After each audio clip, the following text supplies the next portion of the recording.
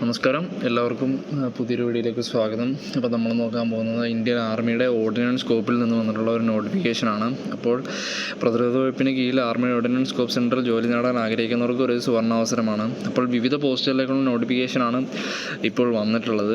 അപ്പോൾ നമുക്ക് നോട്ടിഫിക്കേഷൻ കൂടുതൽ ഡീറ്റെയിൽസ് നോക്കുകയാണെങ്കിൽ, പോസ്റ്റുകൾ നോക്കുകയാണെങ്കിൽ വരുന്നത് MDS, junior office assistant, civil motor driver, material assistant, tele operator, grade 2 fireman, carpenter, joiner, painter, decorator എന്നിങ്ങനെ വിവിധ തസ്തികകളിലേക്കുള്ള നിയമനമാണ് വന്നിട്ടുള്ളത്. അത് 10ാം ക്ലാസ് മുതൽ +2 ഡിഗ്രി യോഗ്യതയുള്ളവർക്കും അപേക്ഷിക്കാവുന്നതാണ്. മൊത്തം വേക്കൻസികൾ വരുന്നത് 723 വേക്കൻസികളാണ്. ഓൺലൈനായിട്ടാണ് ആപ്ലിക്കേഷൻ സബ്മിറ്റ് ചെയ്യേണ്ടത്.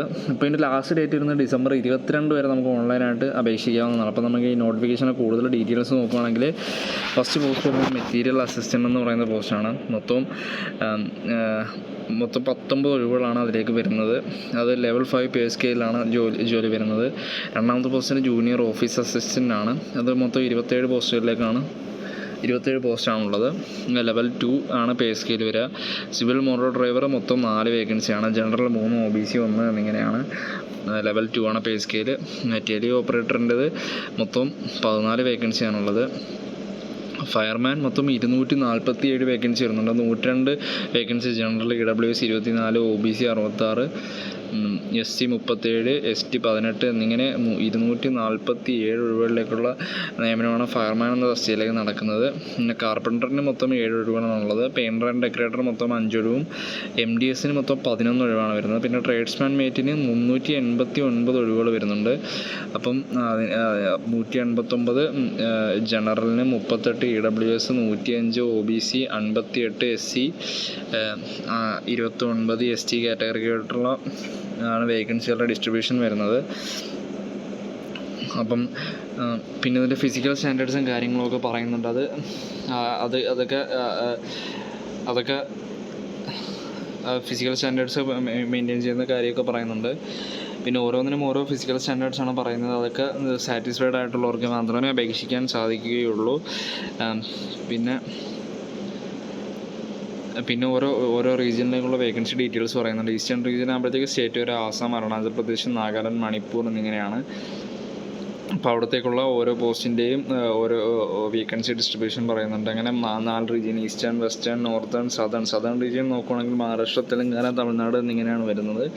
അവിടെ junior office assistant 1, tele operator 2, fireman 47, MDS 1, tradesman mate 40 എന്നിങ്ങനെയാണ് വേക്കൻസിയുടെ ഡിസ്ട്രിബ്യൂഷൻ വരുന്നത്. പിന്നെ ഇതിൻ്റെ ക്വാളിഫിക്കേഷൻ നോക്കുകയാണെങ്കിൽ, മെറ്റീരിയൽ അസിസ്റ്റൻറ്റിന് ഗ്രാജുവേഷൻ വേണം. 18 തൊട്ട് 27 വരെ വയസ്സ് പ്രായമുള്ളവർക്ക് അപേക്ഷിക്കാവുന്നതാണ്. ജൂനിയർ ഓഫീസ് അസിസ്റ്റൻറ്റിന് 18-നും 25-നും ഇടയ്ക്ക് 12th ക്ലാസ് പാസ്സായി typing speed 35 words per minute ഉള്ളവർക്ക് അപേക്ഷിക്കാവുന്നതാണ്. സിവിൽ മോട്ടോർ ഡ്രൈവറിന് 18-നും 27-നും മധ്യയാണ് പ്രായം പറയുന്നത്. 10ാം ക്ലാസ്, അതുപോലെ തന്നെ ഡ്രൈവിംഗ് ലൈസൻസ് ഉള്ളവർക്ക്, ഹെവി വെഹിക്കിൾസ് ഡ്രൈവിംഗ് ഉള്ളവർക്ക് അതാണ്. ടെലി ഓപ്പറേറ്റർ ഗ്രേഡ് 2-ന് 10 +2 ആണ് ക്വാളിഫിക്കേഷൻ.